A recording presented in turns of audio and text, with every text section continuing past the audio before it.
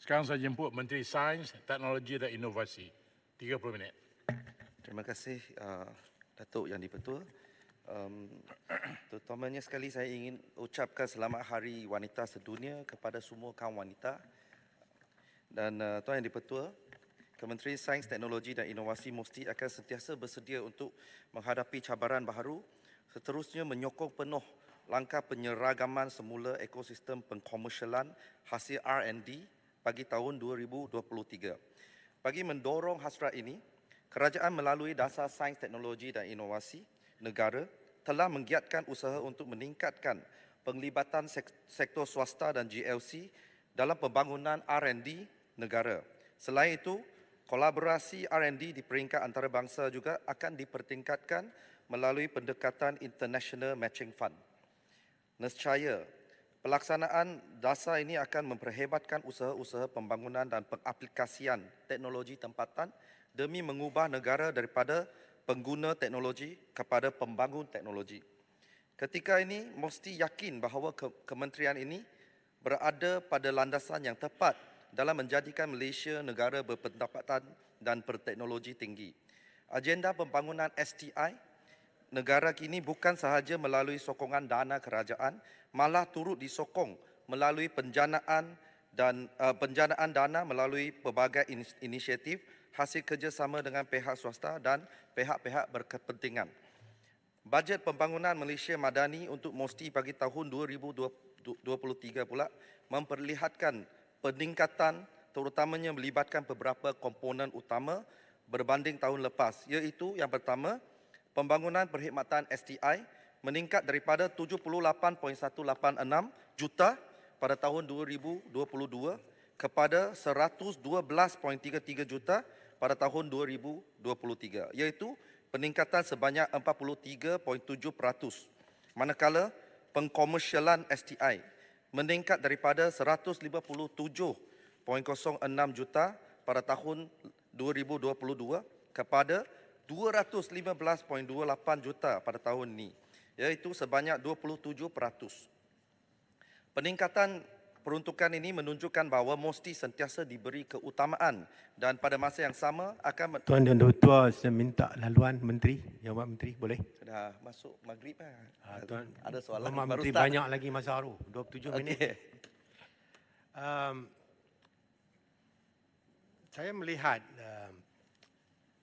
dari segi peruntukan untuk research and development ataupun pendidikan dan pembangunan bagi negara kita, keseluruhannya hanya 1% daripada GDP. Setuju ya? Jadi sungguh pun dalam perbelanjaan R&D diperuntukkan 428 juta, campur 15 juta untuk R&D yang vaksin. Saya amat menyokong yang tu, kena buat vaksin. Berbanding dengan negara-negara yang maju, negara maju ni R&D dia memang tinggi ya, peratus. Korea Selatan 4.8%, Jepun 3.3%, Jerman 3.1%, China pun 2.6%, meningkat cepat China, dan Taiwan 3.1%. Kalau Malaysia ingin menuju ke arah menjadi negara yang maju, disebut tadi berteknologi tinggi, berpendapatan tinggi, kita tidak ada pilihan.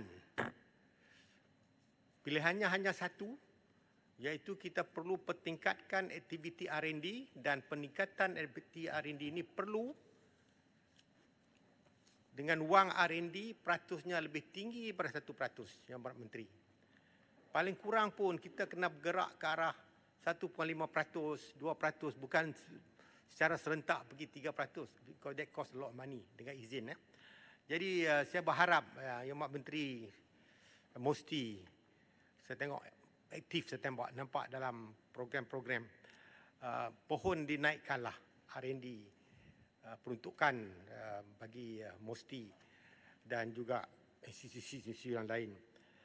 Lagi satu, bila kita bercakap tentang nak buat R&D ni, sebenarnya kita nak menjadikan Malaysia sebuah negara, tadi Menteri Yang Amat Menteri sebut, membangunkan teknologi. Kita nak menjadi negara kita ni negara pencipta teknologi. Bukannya sekarang ini kita masih lagi menjadi negara pengguna yang begitu besar. Handphone ni kita lah paling banyak per kapita. Dan kalau kita tengok Yang berhormat tidak boleh berucap tetapi minta penjelasan. minta penjelasan Ya, cepat-cepat. Saya banyak masa lagi. Kita tengok industri Itu kereta, masa saya. industri Aku motosikal, Banyak masa YB, banyak dia menteri tak nak masa. industri semiconductors, kita semua assemblers.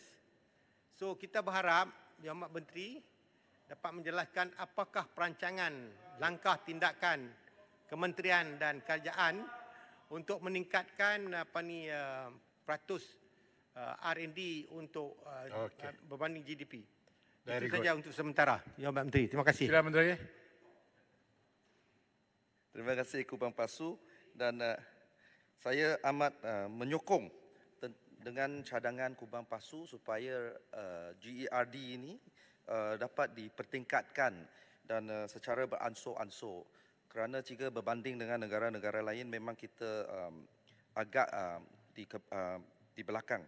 Tetapi tahun ini merupakan satu tahun yang satu permulaan yang baik sebab kita telah dapat peningkatan yang begitu ketara dalam bajet kali ini. Dan memang kita tahu dana selalunya tidak cukup.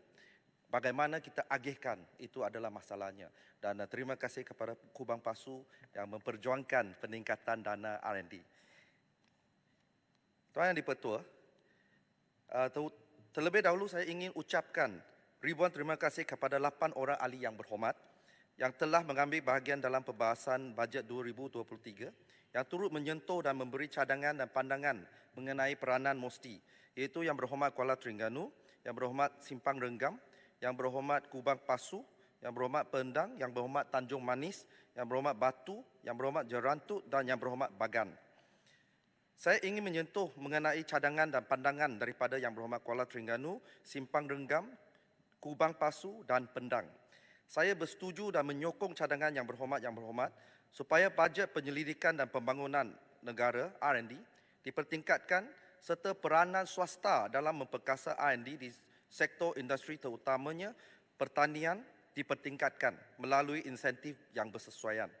Untuk maklumat Yang Berhormat Kubang Pasu dan Yang Berhormat Simpang Renggam, Malaysia Science Endowment MSE di bawah Kawal Selia MOSTI adalah platform bagi dana alternatif daripada pelbagai sumber seperti industri, dana antarabangsa, wakaf dan pendema bagi membiayai R&D negara. MSE adalah selaras dengan dasar sains teknologi dan inovasi negara bagi mengukuh tadbir urus STI negara dan mampu memberi impak terhadap pembiayaan R&D yang mampan untuk jangka masa yang panjang melalui sumber alternatif. Ini sekaligus dapat mengurangkan kebergantungan kepada dana kerajaan di samping merancangkan penglibatan sektor swasta. MOSTI juga mengambil maklum saranan Yang Berhormat Simpang Renggam bahawa pelaburan swasta atau dana alternatif adalah penting dalam menyokong usaha penyelidikan dan pembangunan yang meliputi pelbagai bidang termasuk bidang pertanian. Melalui pemerkasaan MSE, MOSTI percaya ia mampu memacu inovasi teknologi pertanian yang boleh menyumbang kepada inisiatif yang mengurangkan isu bekalan Tuan Yang Di-Pertua, makanan negara. Ya. sekali ini last Yang Amat Menteri. Saya Boleh, tak mau boleh. kacau you lagi ya. Sebab Yang Amat Menteri sebut pasal penlibatan swasta dalam R&D. Saya punya background saintis Yang Amat Menteri. Saya pernah menjadi saintis di Rubber Research Institute Malaysia berbelas tahun. Lepas tu saya amat berminat dengan subjek ini.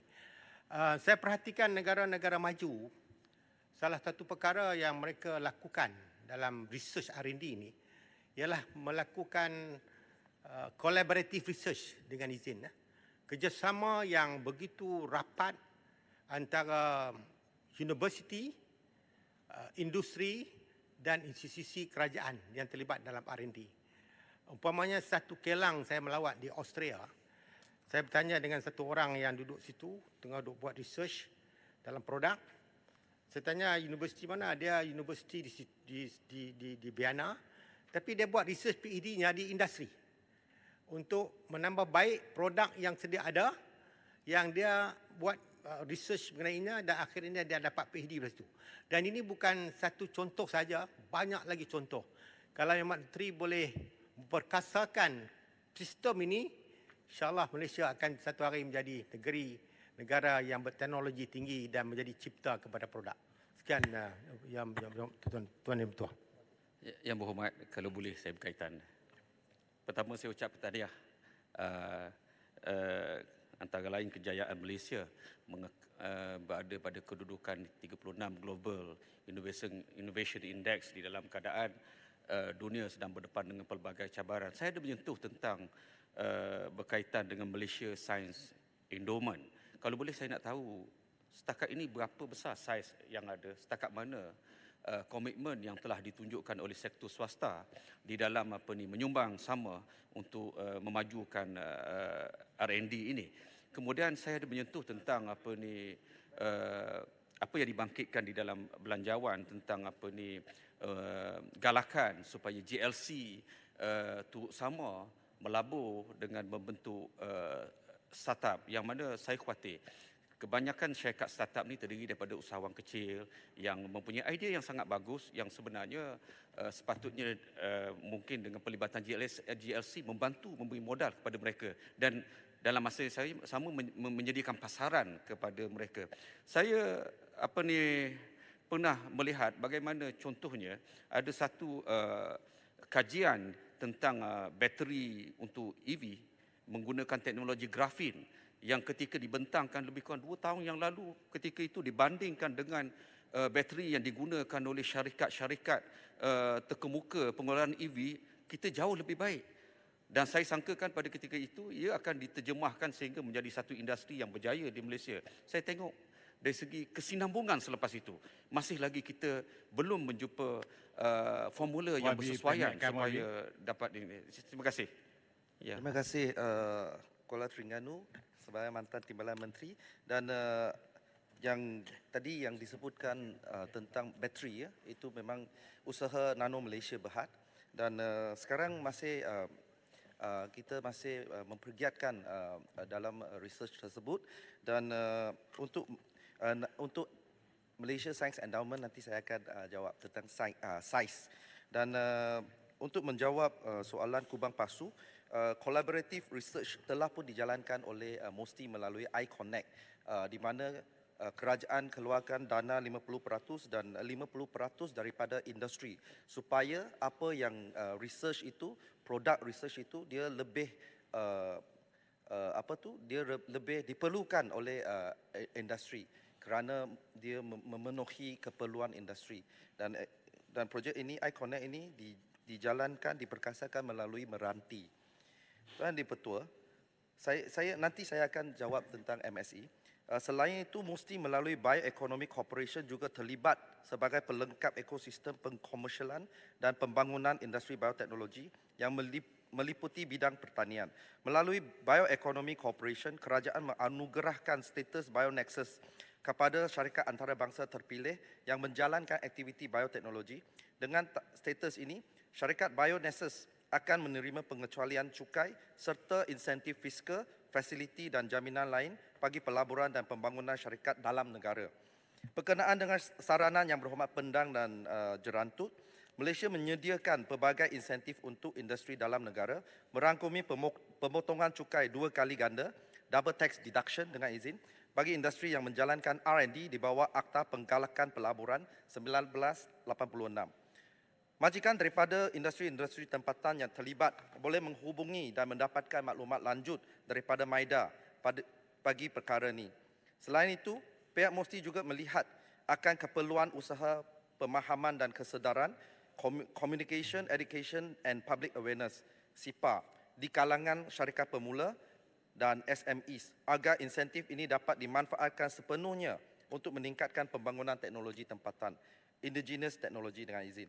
Dalam hal ini, saya juga bersetuju dengan cadangan Yang Berhormat Kuala Terengganu supaya lebih banyak syarikat berkaitan kerajaan ataupun GLC melabur dalam syarikat startup serta mengutamakan penawaran kontrak serta peluang pekerjaan. Tanpa intervensi daripada kerajaan, ekosistem pembangunan teknologi sedia ada kurang memihak kepada syarikat startup tempatan. Sehubungan itu, mulai tahun ini, mesti dalam perancangan pelaksanaan program penggunaan barangan dan perkhidmatan hasil R&D tempatan dalam perolehan kerajaan, MySTI. Produk atau perkhidmatan yang dikena pasti melalui penandaan logo MySTI akan dicadangkan untuk diberi keutamaan dalam perolehan kerajaan. Dan sebagai satu langkah komitmen untuk mencapai sasaran Malaysia sebagai negara pengeluar teknologi tinggi menjelang tahun 2030. Salah satu intervensi di dalam Pelan Hala 7 Ekosistem Startup Malaysia, SUPER, bermaklumat untuk mendorong pengkomersialan harta intelek penyelidikan antara syarikat pemula dan korporat melalui kaedah dengan izin reverse pitch. Kaedah ini menggalakkan syarikat korporat untuk membentangkan problem statement mereka dan keperluan teknologi masing-masing kepada syarikat-syarikat startup dengan maklumat mencari penyelesaian kepada penyataan masalah ataupun problem statement atau keperluan teknologi mereka.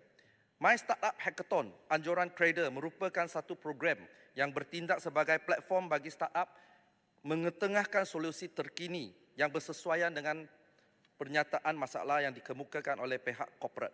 Sekiranya syarikat startup mampu memberikan penyelesaian kepada penyataan masalah ataupun memenuhi keperluan teknologi syarikat-syarikat korporat tersebut, dijangka program ini dapat menggalakkan syarikat-syarikat korporat memberi ruang kontrak kepada syarikat-syarikat startup. Selain itu, penglibatan GLC sebagai penyumbang dalam MSE juga mampu meningkatkan kadar pembangunan bidang penyelidikan dan pembangunan R&D bagi memacu inovasi dan pertumbuhan negara. Sehubungan ini, mesti mengalu-alukan lebih banyak syarikat milik kerajaan untuk sama-sama memberikan sumbangan kepada kumpulan wang amanah MSE ini, dan MSE ini disasarkan untuk mengumpul 2 bilion ringgit endowment untuk kegunaan inisiatif-inisiatif R&D negara. Perkara ini sedang diperincikan bersama di antara pihak MOSTI dan MOF bagi merealisasikan dana alternatif untuk negara. Tuan Yang di-Pertua, ahli-ahli yang berhormat, seterusnya saya ingin mengucapkan terima kasih kepada Yang Berhormat Tanjung Manis atas permintaan Yang Berhormat kepada MOSTI untuk melaksanakan pendigitalan ladang dan kilang untuk industri baharu yang berpotensi tinggi seperti industri gula apung. Untuk makluman Yang Berhormat, MOSTI menawarkan pembiayaan dana penyelidikan dan pembangunan R&D di bawah program dana pemacu teknologi strategik pemacu yang turut diperluaskan kepada pemohon daripada startup, syarikat pemula, syarikat perusahaan mikro, kecil dan sederhana PMKS, institusi pengajian tinggi IPT, institusi penyelidikan kerajaan GRI, agensi sains, teknologi dan inovasi kerajaan STI, multinational company MNC dan lain-lain. Mesti menyokong dasar industri forward yang dilancarkan oleh MITI pada tahun 2018 untuk mempercepatkan adaptasi pendigitalan terutamanya di sektor perkilangan. Mesti melalui MIMOS Berhad telah melaksanakan projek Smart Manufacturing Intelligence Service Platform SMISP, iaitu projek rintis pendigitalan yang cost efektif dan fleksibel bersama industri kecil dan sederhana sektor perkilangan bagi meningkatkan produktiviti dan keupayaan mereka. Sebanyak 29 projek rintis telah dilaksanakan yang telah berjaya mencapai 34% peningkatan produktiviti secara menyeluruh, yang seterusnya telah mengukuhkan ekosistem tempatan untuk menyokong adaptasi pendigitalan di Malaysia. Kini pihak industri boleh mengadaptasi teknologi tempatan yang terhasil di bawah SMISP untuk adaptasi pendigitalan mereka. Untuk makluman Yang Berhormat, setakat ini mesti belum membiayai teknologi berkaitan industri gula apung. Namun bagi menyokong program pendigitalan ladang dan kilang untuk teknologi gula apung, mesti mengalu-alukan permohonan projek R&D yang berkaitan memandangkan industri ini terangkum dalam pemacu sosioekonomi di bawah kerangka 1010 MySTIE. Selain itu, seperti mana saranan Yang Berhormat Batu, mesti juga sentiasa menjalinkan kerjasama kolaboratif dengan pelbagai kementerian agensi kerajaan, khususnya dengan Kementerian Pertani, Pertanian dan Keterjaminan Makanan (KPKM) dalam melihat potensi penggunaan teknologi dan inovasi dalam sektor agro pertanian bagi meningkatkan produktiviti serta kecekapan sekaligus menyokong kepada isu-isu berkaitan keterjaminan makanan. Tuan Yang di-Pertua, ahli-ahli yang berhormat, saya amat tertarik dengan kepekaan dan keprihatinan Yang Berhormat Kubang Pasu mengupas mengenai isu bilangan pelajar aliran sains yang semakin menurun.